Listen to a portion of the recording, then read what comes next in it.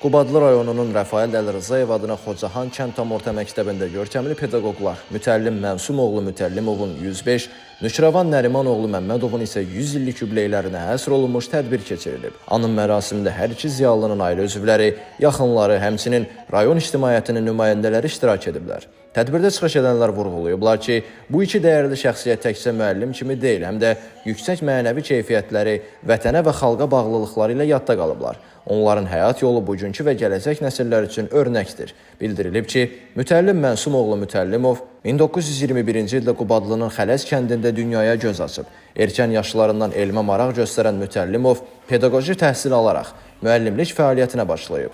Lakin onun həyatı yalnız məktəb auditoriyaları ilə məhdudlaşmayıb. İkinci Dünya müharibəsi illərində o, cəbhəyə yollanaraq böyük fədakarlıq göstərib, müxtəlif bölgələrdə gedən ağır döyüşlərdə iştirak edib. Şimali Qafqazdan Polşaya, oradan Şərqi Prusiyaya qədər uzanan şərəfli döyüş yolu keçən Mütəllimov, Almaniyanın Kenigsberg şəhərinin alınmasında iştirak edib və göstərdiyi igidliyə görə orden və medallarla təltif olunub. Müharibədən sonra yenidən təhsil sahəsinə qayıdan Mütəllim Mənsumoğlu uzun illər müxtəlif kənd məktəblərində direktor və müəllim kimi çalışaraq yüzlərlə şagirdin həyatında silinməz iz buraxıb. O təkcə bilik verən pedaqoq deyil, həm də gənclərə vətənpərvərlik, zəhmətkeşlik və insanlıq dəyərlərini aşılayan əsl müəllim olub. Ömrü boyu təhsilə sədaqətlə xidmət edən Mütəllimov həm də nümunəvi ailə başçısı kimi 8 övlad böyüdərək onların hamısının ali təhsil almasına nail olub. Onun həyat yolu zəhmətin, əzmkarlığın və vətən sevgisinin parlaq nümunəsi kimi dəyərləndirilib. Digər yubilyar Nüşravan Nərimanoğlu Məmmədov isə 1926-cı ildə Qubadlının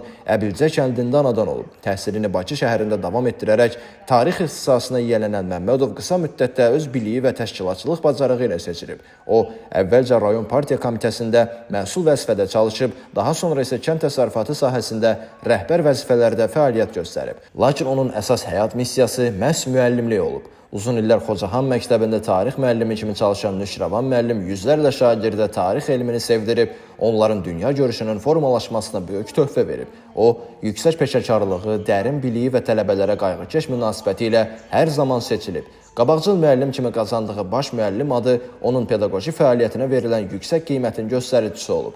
Çıxış edənlər qeyd ediblər ki, hər iki müəllim sadəliyi, dürüstlüyü, zəhmətsevərliyi və insanlara olan səmimi münasibəti ilə yadda qalıb. Onların yetişdirdiyi şagirdlər bugün ölkənin müxtəlif sahələrində uğurla fəaliyyət göstərərək müəllimlərinin adını uca tutur. Tədbirin sonunda vurğulanıb ki, belə görkəmli ziyalıların xatirəsinin yaşadılması, onların həyat yolunun gənc nəsillərə çatdırılması mühüm əhəmiyyət kəsb edir. Elvin Qudrətov, Şəmistan Fikrətli, Elbrus İsmailov, bugün informasiya proqramı üçün.